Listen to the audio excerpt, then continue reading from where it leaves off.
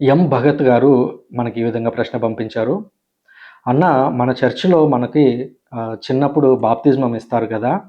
మరి మనము పెద్ద అవుతున్నప్పుడు మన పాపాల వల్ల మనకు వచ్చినటువంటి సాల్వేషన్‌ని పోగొట్టుకుంటామా? అని ప్రశ్నించారు. పుల్లారావు గారు కూడా ఒక ప్రశ్నను పంపించారు. దీనికి దాదాపుగా ఈక్వల్‌గా ఉండేది. అందువల్ల అది గూడా దీనికి జత చేశాను. ఉత్త మనస్తాప జపంలో ఇంకొక నాటికి ఇటువంటి పాపములు చేయనని నిండు మనసుతో గట్టి ప్రతిజ్ఞ చేస్తున్నాను అని పూజలో పాల్గొన్న ప్రతి ఒక్కరూ చెబుతూ ఉన్నారు. మరి ఆ ప్రతిజ్ఞకు అనుకూలంగా జీవిస్తున్నారా? లేక దేవుని యొక్క సన్నిధిలో అబద్ధ గట్టి ప్రతిజ్ఞ చేస్తున్నారా? ప్రతిరోజు పూజలో పాల్గొన్నవారు ప్రతిరోజు అబద్ధమాడి ప్రతిజ్ఞ చేసి ఎక్కువ పాపానికి గురై దేవునికి దూరమైపోతున్నారా? సమాధానం సింపుల్‌గా చెప్పాలి అనంటే, అవును. మనము పాపం చేసినప్పుడు దేవుడు మనకిచ్చినటువంటి రక్షణను పోగొట్టుకుంటాము. అయితే కథ అక్కడితోనే ఆగదు. అసలేం జరుగుతుందో మొదటి నుంచి ఒకసారి పరిశీలిద్దాం. కథోలిక శ్రీ సభలో బాప్తిజమము అనేది ఒక దివ్య సంస్కారం. అంటే దేవుని కృపని మనకు అనుగ్రహించేటువంటి ఒక సాధనం. ఈ బాప్తిజమం ద్వారా మనము ఆదాము, అవ్వల తప్పు కారణంగా కోల్పోయినటువంటి దేవుని సన్నిధిని తిరిగి పొందుతాం. అంటే ఆయన కుటుంబంలో మనం భాగస్వాములమవుతాం. చర్చిలో గూడా భాగస్వాములమవుతాం. దేవుని కృప మనలను నిరంతరం వెన్నంటి ఉంటుంది ఈ బాప్తిజమం తీసుకున్న తరువాత.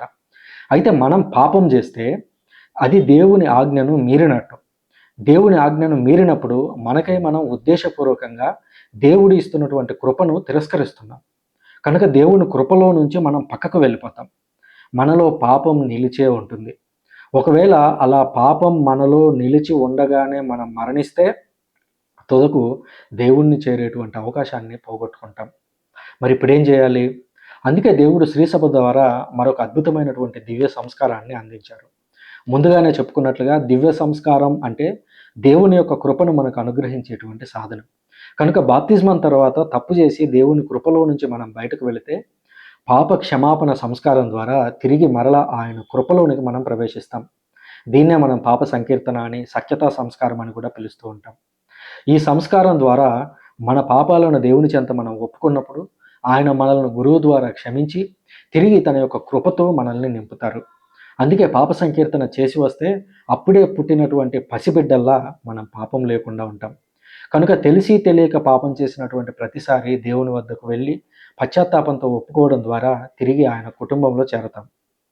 కానీ ఇప్పుడు ఆలోచిద్దాము. ఆల్రెడీ తప్పు చేశాము. మరలా తప్పు చేయబోను అని ఉత్తమనస్తాప ప్రార్థనలోను, దివ్యబలి పూజలోను, పాప సంకీర్తనలోను దేవునికి మాట ఇస్తూనే ఉన్నాం. కానీ మళ్ళీ పడిపోయాం. మళ్ళీ తప్పు చేశాం. అప్పుడు ఏం చేయాలి? మనం దేవుని మాట ఇచ్చినందున దేవుని ఆగ్రహానికి గురవుతామా అని అంటే సమాధానం అవును. కానీ దేవుడు అంత సులభముగా కోపపడువాడు కాడు అని బైబిల్ గ్రంథం మనకు తెలియజేస్తుంది. తప్పు చేశాక దాన్ని సరిదిద్దుకునేటువంటి సమయాన్ని, అవకాశాలను దేవుడు ఇస్తూనే ఉంటాడు. వాటిని వెంటనే ఉపయోగించుకొని మనలను మనం సరిదిద్దుకొని దేవుని కృపలోకి ప్రవేశించాలి. దేవుని ఆగ్రహం మన మీదకి వచ్చే వరకు పాపాలను ఒప్పుకోకుండా ఉండటం సరికాదు. కాబట్టి మనం దేవునికి ప్రతిసారి మనం ప్రామిస్ చేస్తూనే ఉంటాం, ఇక మీదట పాపం చేయని దేవా, పాపంలో పడిపోని దేవా అని. కానీ మన చుట్టూ ఉన్నటువంటి పరిస్థితుల కారణంగా, మనలో ఉన్నటువంటి బలహీనత కారణంగా మనం పడిపోవచ్చు. కానీ పడిపోయిన వెంటనే తిరిగి దేవుని సన్నిధిని చేరేటువంటి ఆ మార్గాన్ని మనం ఎంచుకొని దేవుని సన్నిధికి వెళ్ళాలి తప్ప మరింత దూరం అయిపోయి శిక్ష అనేది నరకం వచ్చే వరకు కూడా మనం వేచి ఉండకూడదు అని గుర్తుంచుకుందాం.